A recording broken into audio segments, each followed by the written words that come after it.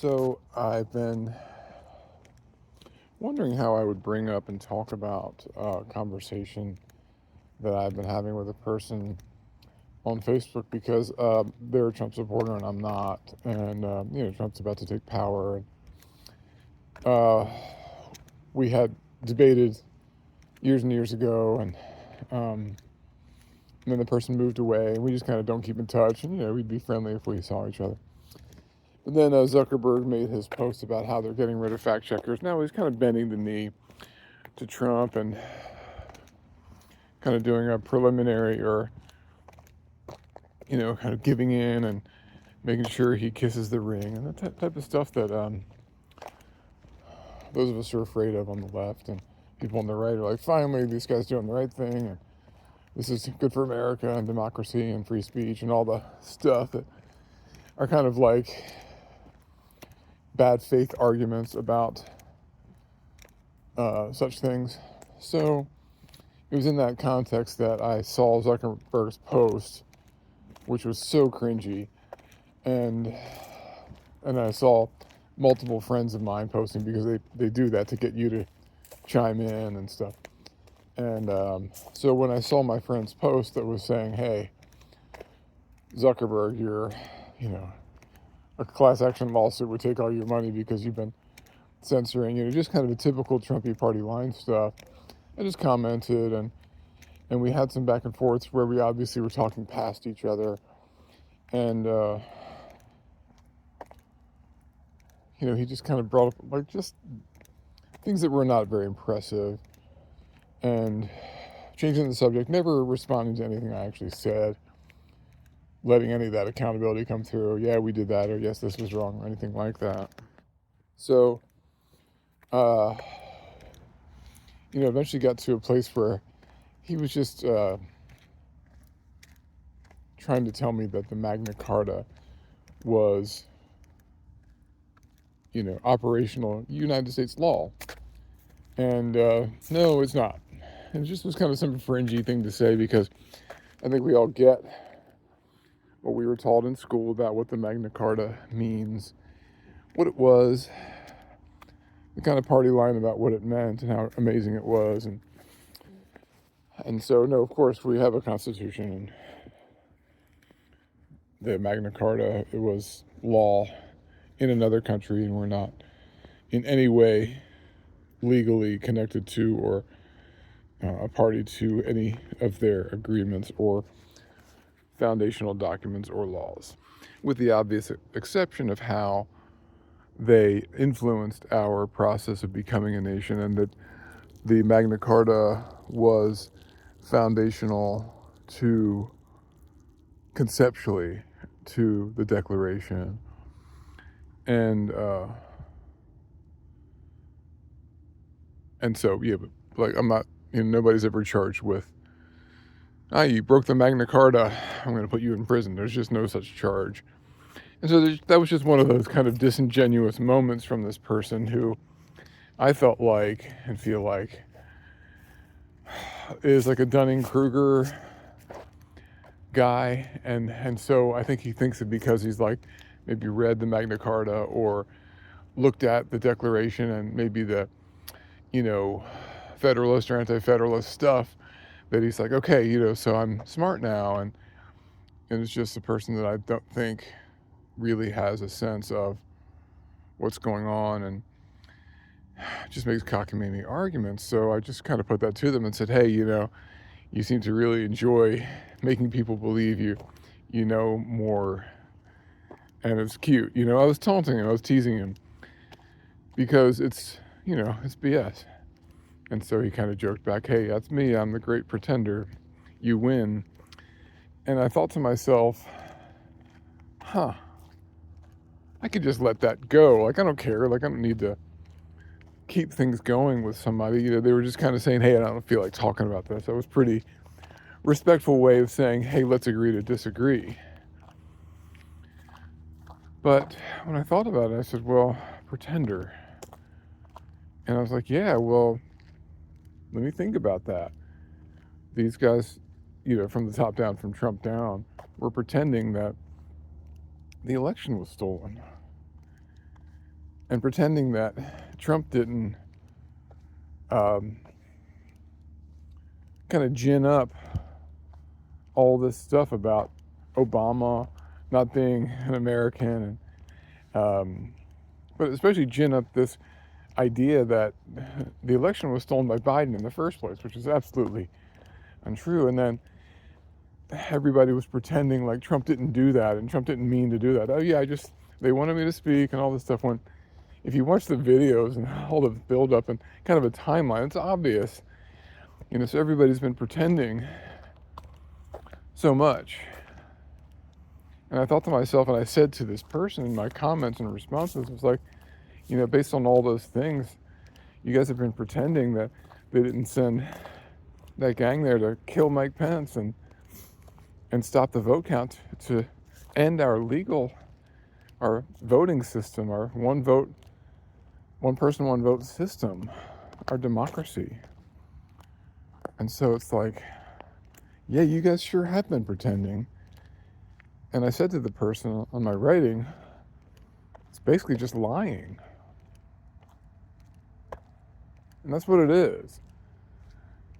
It was just a funny twist of fate that the person chose to say, yeah, I'm just pretending. Ha ha ha, he he he. So confident in his stances was he? And I thought about, gosh, that's the whole thing with Trump. Is just pretending I'm a successful rich guy. Pretending I'm powerful, pretending I know what I'm doing. And I'm speaking from him, I would never want to do that, but pretending he's got everything figured out and that they are the deal and all this stuff. And his pretend university, Trump University, and his pretend state company, and his pretend airline, and his stupid pretend attempt to buy a football team that tanked the USFL, and so many more. The fake pretend Trump foundation that had to be closed because it did absolutely no charity. It was just a way for them to steal money and buy art and just do stupid stuff. So like the whole thing is pretend. And it has been pretend. He's been pretending to be a politician or pretending to not be a politician once he became one. And say, no, I'm an outsider and all these things. So everything's pretend. You pretend to be whatever you want to be, whatever you need to say. When it comes time for accountability, well, no, I didn't say that. I didn't mean that. These guys really did that. So the whole time it's been like a charade. And it is pretend. And it is absolutely lying. And so I was really just calling my friend out. And he was just one guy. Like, it's not that person's fault, that one person's fault that Trump is president or that things have gotten how they are. But I just had to tell one person, like, if we're going to talk about this, like, you're a liar. You're absolutely lying. And I was previously calling him out on posting disinformation and misinformation in the past. And those were things that were getting caught by those fact checkers. Like, that was for a reason. It wasn't to stop free speech. It was to prevent dangerous misunderstandings that come from people saying anything and influencing people to think, like, don't take these vaccines, or any number of misleading statements that absolutely can make a liar, a criminal, and a fascist become our president. Like, this is why we do that, because dangerous stuff happens when you just can say anything at any time, anywhere.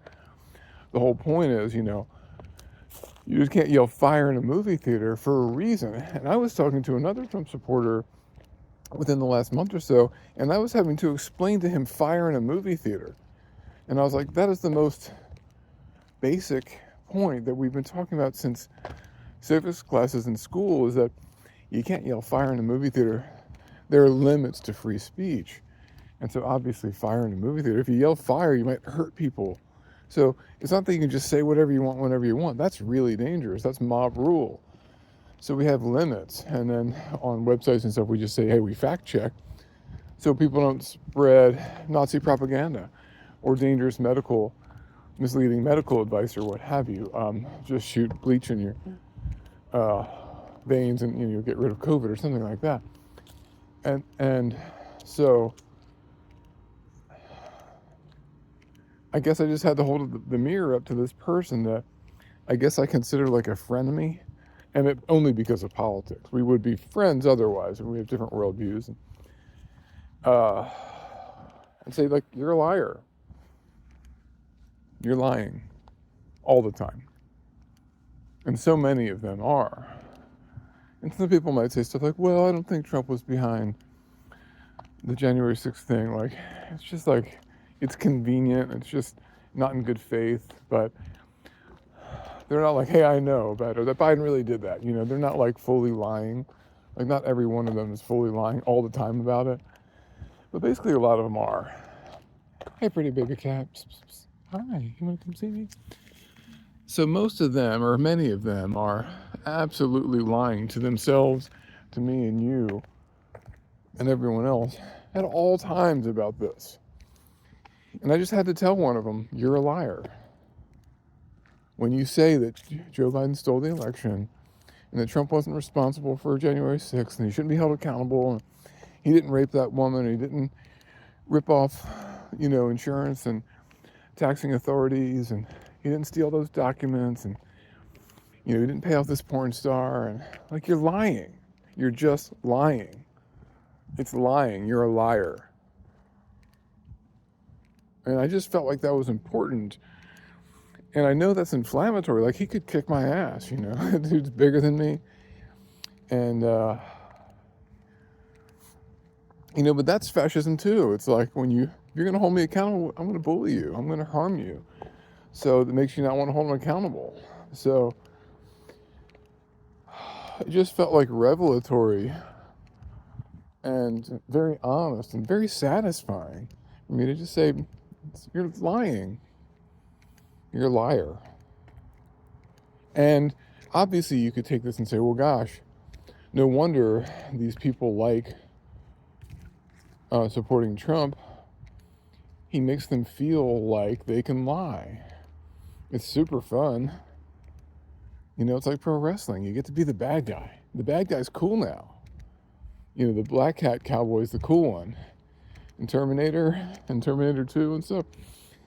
Terminator was Schwarzenegger, but he was the cool one.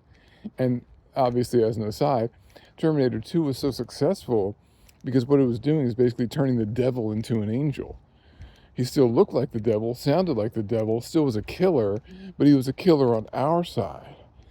And so I think that's kind of what Trump is to these people. It's like, oh my gosh, this demon straight from hell has been made our Messiah, our Savior, our avatar, and he's so wicked and so naughty and does all these things I wish I could do. And when I support him, and I can lie, and I can be naughty too, and I can be devilish too.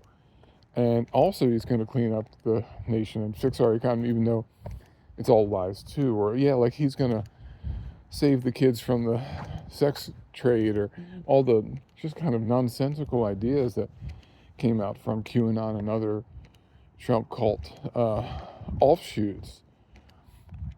So, that's a really compelling thing, this kind of anti-hero. People loved the bank robbers and stuff from the late 1800s, and we've had a love affair with anti-heroes and naughty boys and bad boys for so long, and for so many reasons that you could do whole posts about that.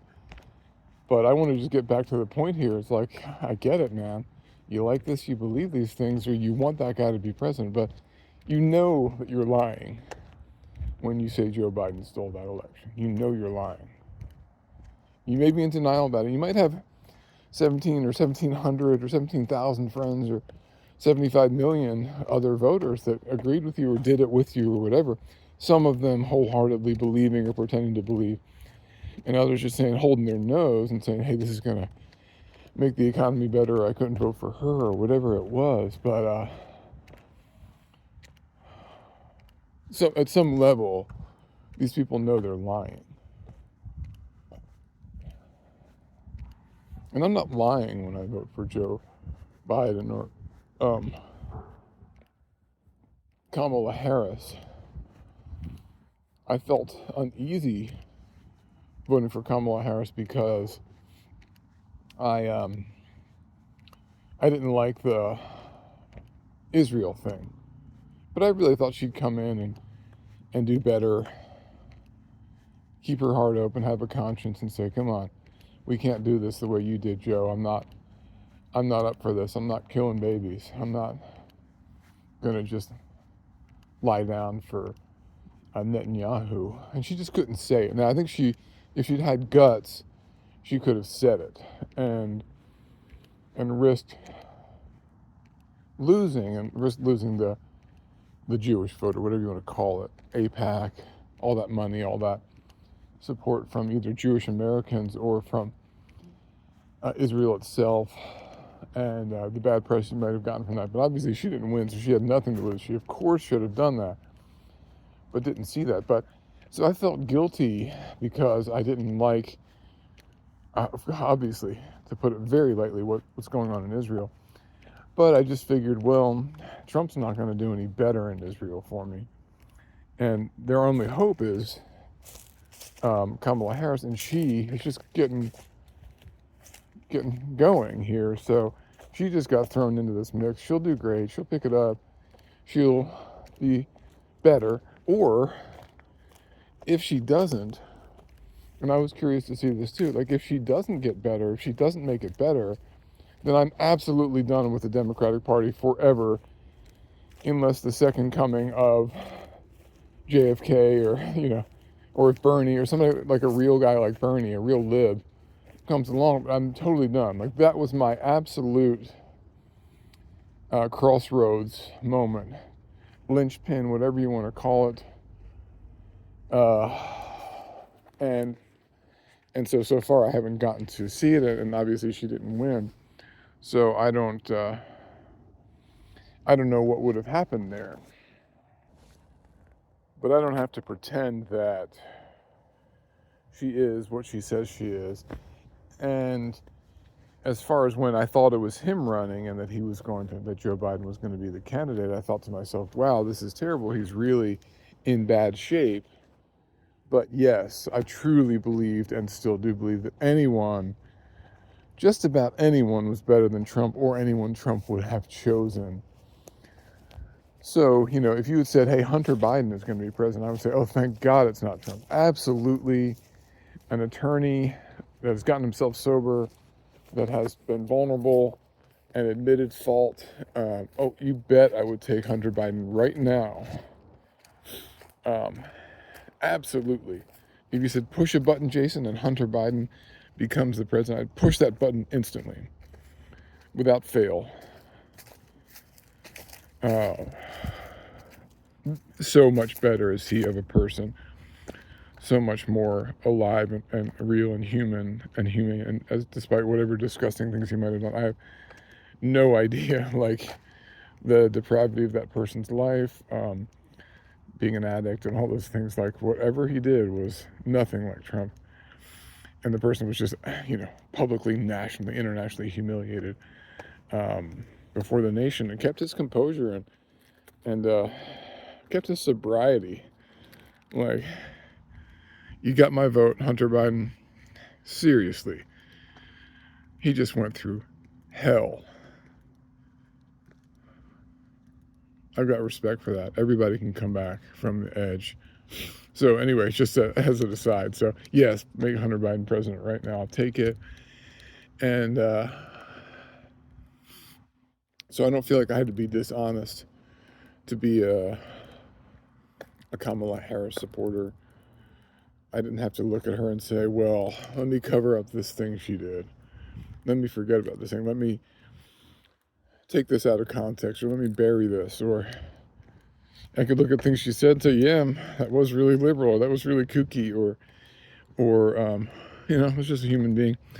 But I looked at her and said, gosh, she's really very equipped to be president based on her experiences, based on her being an attorney general, prosecutor, senator, only 100 of those at a time in the whole nation. And I think she served well. She grilled people that deserved grillings, and then she was the vice president, so saw it all go down. But these people are being dishonest, and I think that they really enjoy it. I think they really, really enjoy lying. I think they're having fun. I think it's absolutely liberating for a Trump supporter to like go own the libs on Facebook. It's absolutely a blast. And I think like maybe it's like getting to like enjoy a piece from childhood that maybe they never got to enjoy back then. It was just this abandon, this absolute fantasy land, and then just teasing and mocking the other guy. I think they get to feel maybe how they perceive liberals feel, like Jon Stewart feels, or Stephen Colbert, or all the the late night talk show hosts that are all libs. Just that sense of how funny it is to be contrarian and to call truth to power, talk truth to power, even though that's not what they're doing. It feels like what they're doing, and this kind of nanny boo boo tone that is just kind of what I call it, because it's very childish. So for so long, the past 10, 20 years, the liberals have absolutely run comedy, because conservatives are not funny, period. Name one name one funny conservative, and if you say Dennis Miller, you've proven my point.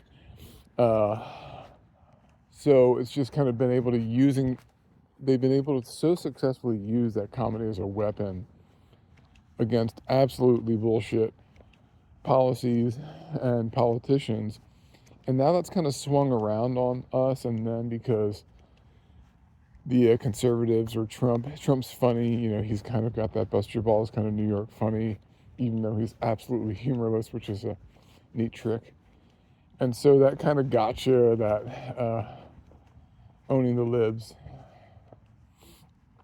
kind of traumatizing, and the libs is kind of all they got. So it's kind of laughing at truth, laughing at reality, because reality is way, way, way, way, way too scary. You've got the environment, you've got the economy, you've got the potential for war and all these other things. So you've got to just kind of escape into this lie thing. So I don't know how that'll go. I haven't looked at this person. I haven't looked at their responses to my comment, whether there'll be threats or there'll be bluster, or whataboutism, or both sidesing, or I have no idea. I just thought I'd write it and come do this video now while that was hanging in the air, because I felt like it was like a profound moment, instead of just like name calling, like, you guys always do this, and no, you never that. We kind of did a little bit of that, but my point is, like, you guys just lie. Like, that's what we're saying here. And the further we get into Trump as president and Trumpism, I think the more powerful that statement actually is, because what they're trying to do is normalize. They're going to take power, they're going to knock down Social Security, or buy Greenland, or take Greenland by force, or whatever it is. And the one thing they want from Trump down is respect.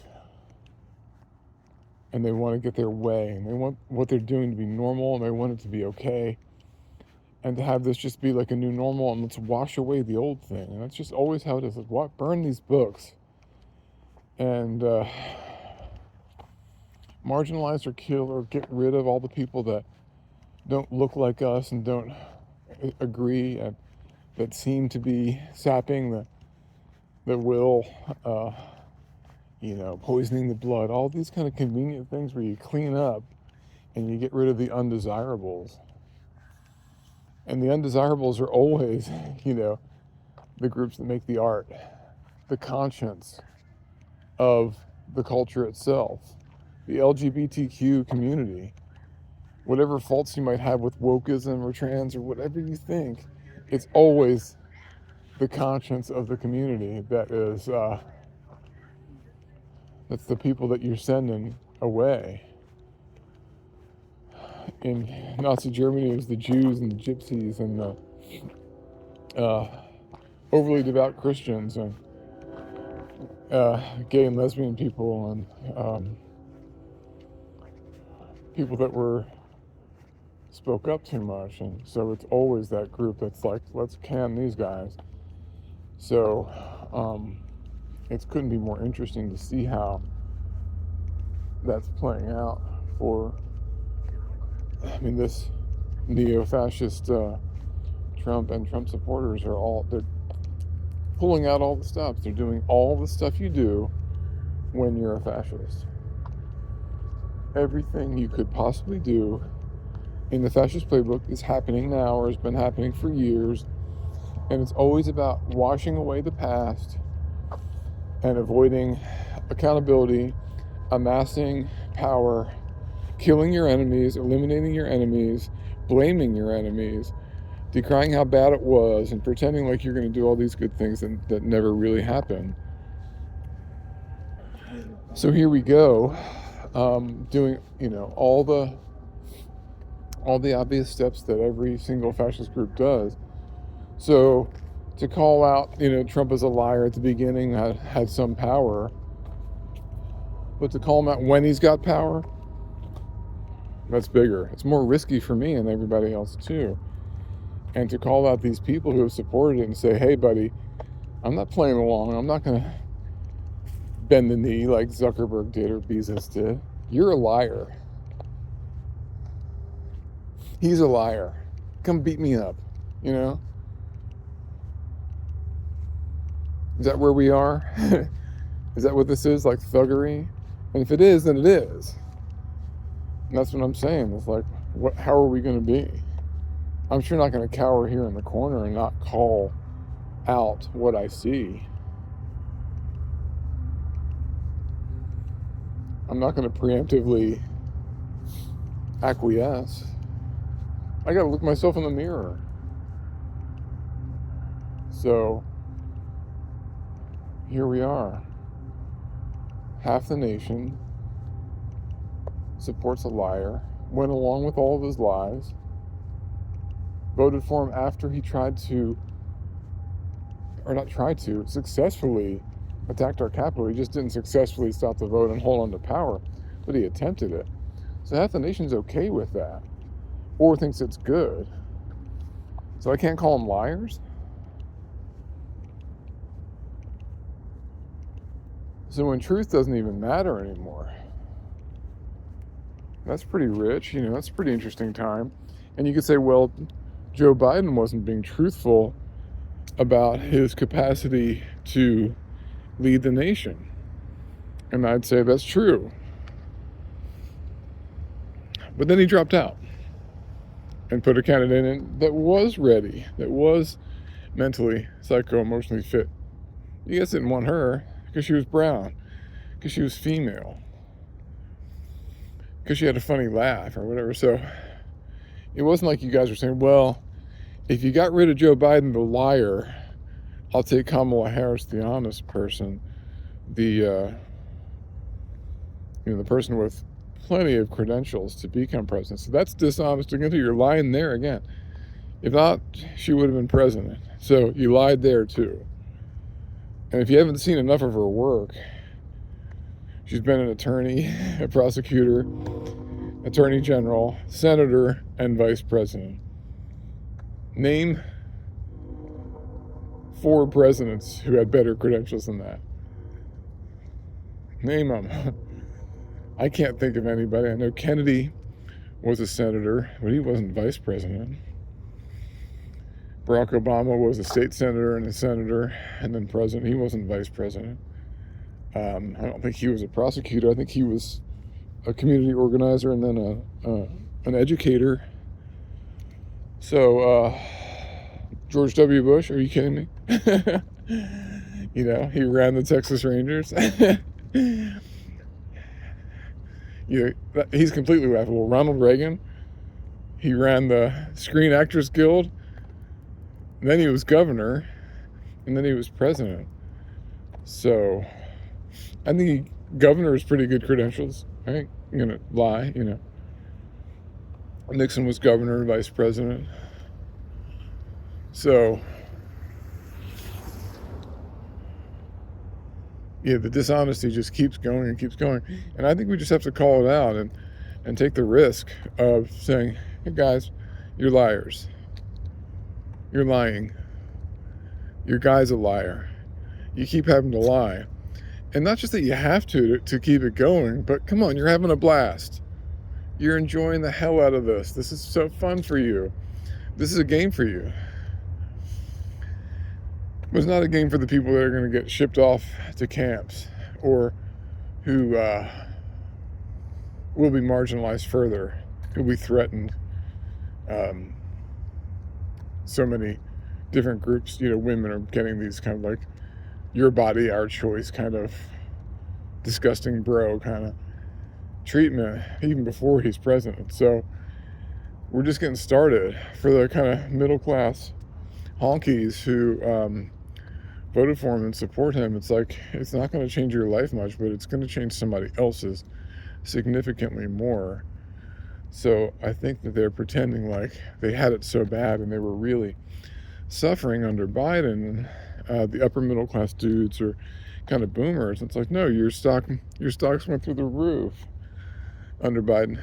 Evening, sir. And so they're kind of like crocodile tears. I think people were suffering under Biden, don't get me wrong, but those people were people that I think Biden and Harris were trying to reach and trying to help sluggishly. Were they mediocre at best? Sure. Heck yeah. I agree completely. I want a Bernie kind of guy. Let's make something happen, Let's raise taxes on the ultra wealthy, fund things that help people. Those people feel better. They're housed. They start making a little more money. They start spending that money on whose products? Elon Musk and everybody else's. And then that makes the world go round. So to me, big government liberal spending just makes sense in an economy where everybody's poor. And that would get things rocking again. As opposed to just cutting the taxes on the ultra wealthy, and they take that money and hoard it and hide it away in their bank accounts and pay each other dividends and stuff. So, yeah, give me some Bernie stuff. And I don't have to lie and pretend like I don't support Bernie. Of course I do. He would have been better all along. I would have voted for him if he'd been the candidate, and I would have been, I'm sure, much more satisfied.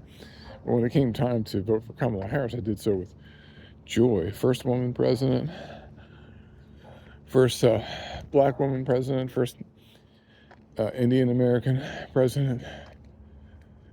She was qualified. She's a good person. She's sharp. She's funny. She seems like she's got a heart. She's an intellectual. She's really, fired up about holding people accountable. And you can see it. And, she kind of checks most of the boxes, I think. Human being. Faults, flaws, problems, things she said wrong. Yeah, just like everybody else. But, she would have made a fine president. And it would have just been a question of whether she could have really become her own person, or whether she was just going to be like this absolute neo-lib thing that kind of seems to happen with all of them, even going back to Carter and all the Republicans, obviously. And whether and I think the key one would have been, hey, can you break away from Netanyahu and start to not let the tail wag the dog over there again, or ever. So, I'm rambling a little bit here, but man, it just feels satisfying to say, liars. You're liars. Trump supporters are liars. They have to be. It's all built on lies. January 6th, Obama, the birther movement. All these things are lies.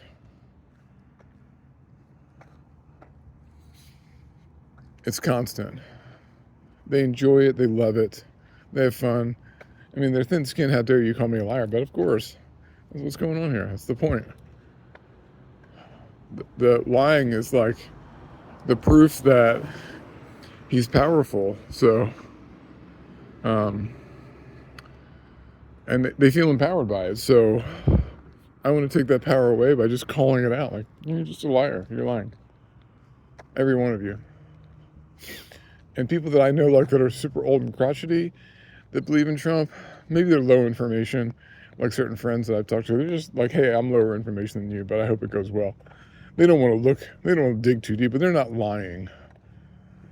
I mean, there's some of those people, of course. But I think if you were to sit down with them and say, okay, what happened on January 6th? There might be some absolute actual dishonesty there.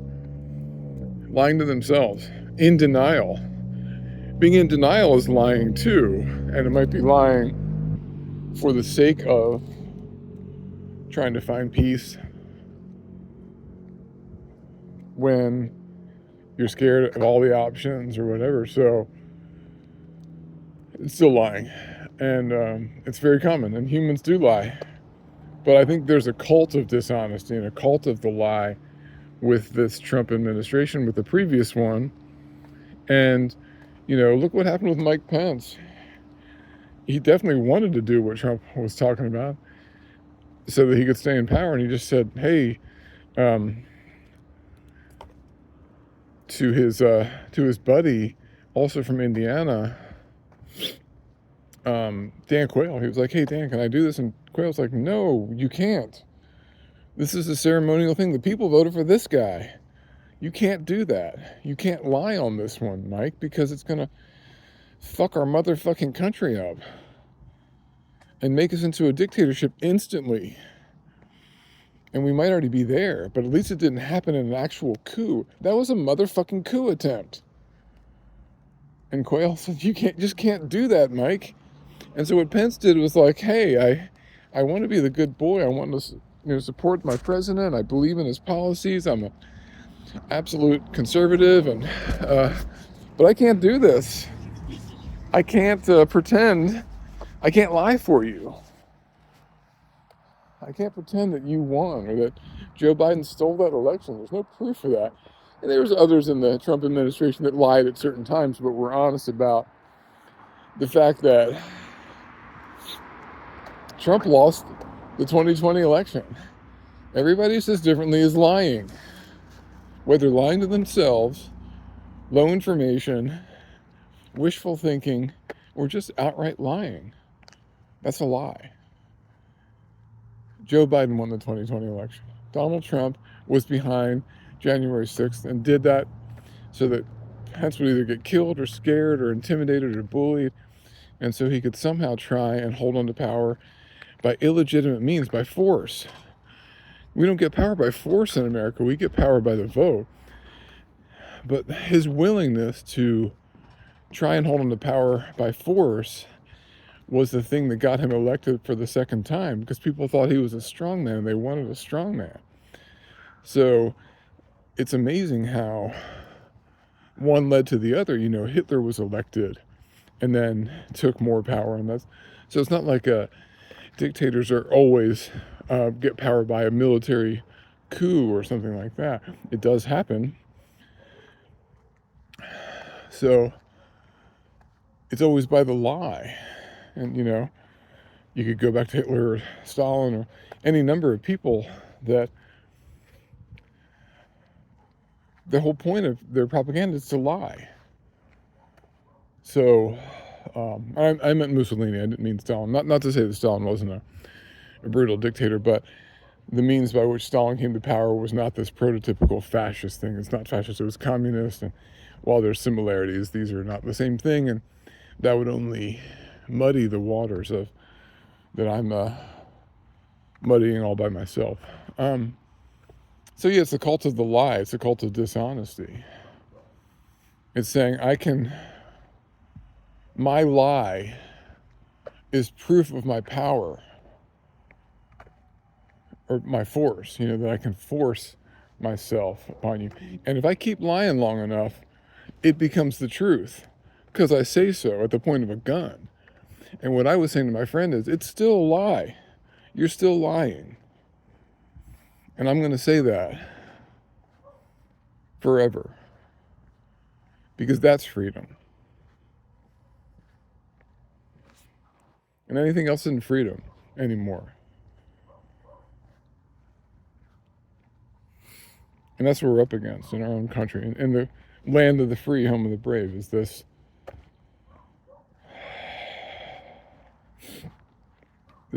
horrible choice now that he was chosen. Fair and square, it appears.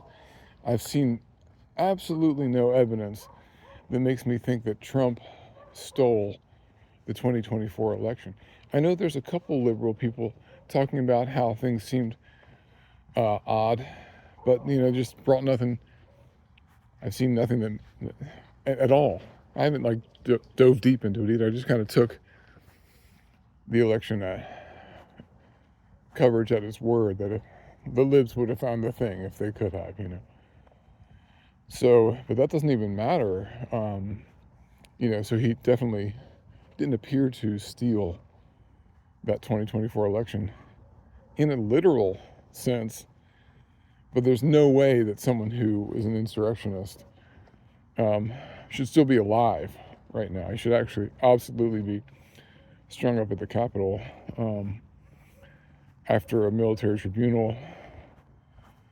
There's no way he should still be alive. There's no way he should be allowed to take power. That is absolute. These Merrick Garlands, I mean, that's going to be on his, when you look up his Cliff Notes blurb in Wikipedia in 20, 30, 50 years, whenever he's gone, and some class is looking back on him, and it's just going to be about like, I was the mealy mouth guy who helped this strongman take power again.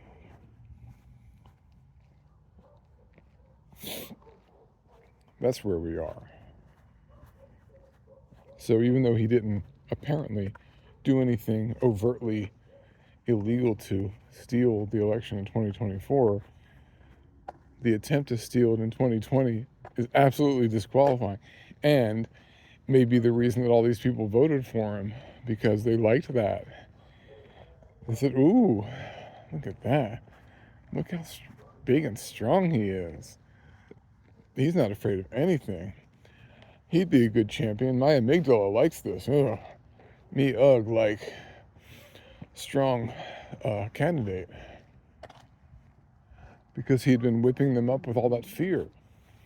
All that demagoguery, which nobody seems to know what that means. So when you whip them up with fear, what do they want? An answer to that fear. Well, he's got the answer. Pick me. I'm tough. I'll take Greenland. They're eating the dogs. Come with me. I got you. I'll raise tariffs. Make the economy even worse. It's the opposite of everything he says, So, so the lie is the feature, not a bug. Absolutely a cult of lies. And so we can stay quiet. I'm not saying I can't or somebody else can't stay quiet and do your job and say your prayers and be good to your family and all that stuff. But for me, I just feel like part of my point is to say, hey, the truth's still the truth. Liars are still liars. And if I can be like a fly in the ointment of somebody who's all jazzed up about this and remind them that they're a liar for it, I'll take it.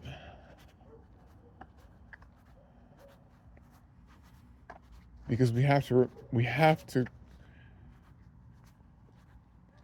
have discernment. We have to be able to make sense. And the push is going to be to say, no, all this is the way the Führer says. The dear leader says this, so we do this. And you can see the guy's already folding in Bezos and Zuckerberg. So I'm saying, no, we can't fold. That's crazy. So it's a lie. So it's absolutely maddening to have to believe lies, to have to pretend to lie, or to pretend that the lie is the truth. That's absolutely a recipe for madness.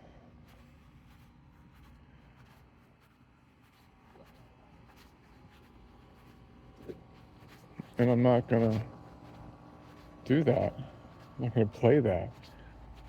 It's absolutely propaganda and a psyops to try and make you go crazy. Or join them, or both. Maybe you join them and that is kind of going crazy. And giving in to going crazy. And the freedom, the liberty of being made crazy. But you're at least free to say what you want and do what you want and own the libs, and that's the benefit you get. Oh, I got to own the libs. I really took it to that lib on Facebook. I'm an absolute liar, and I'm part of what's tearing down our nation into no longer a free place. But the fringe benefits are cool. And I'm just saying no thanks to that. I don't need that. I don't want that. I don't need to own the libs. Because all I have to do, like, it's really easy to own the MAGAs. It's just remind them that they're liars. Remind them that they support a liar. That they they willingly voted for the liar in chief. And that that's their fate, is to have done that, and their karma and their choice, and that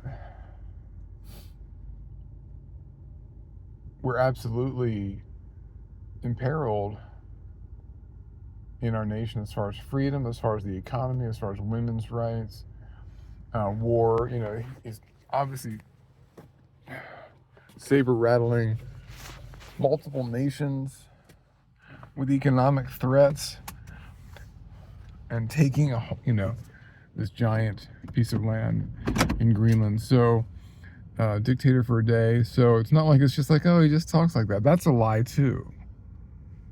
So it's all about lies, and it's all about lies ruling the day, and lies are the currency that Trump and his people and supporters trade in. So I don't know what it's going to take to win against the Trump administration, whether it's resisting, whether it's waiting it out or watching it implode, or hoping for the best, or some people are going to leave, and whatever. I don't know what the answer is. But it doesn't seem to me like that answer is just like, okay, yeah, you're right. But maybe I'm being naive, and maybe there are people that, I guess nobody outlived communism from beginning to the end to Russia, 1917 to 1989. Maybe a couple people, kids or something. But maybe there's a long-term thing where you kind of pretend. It might have been what the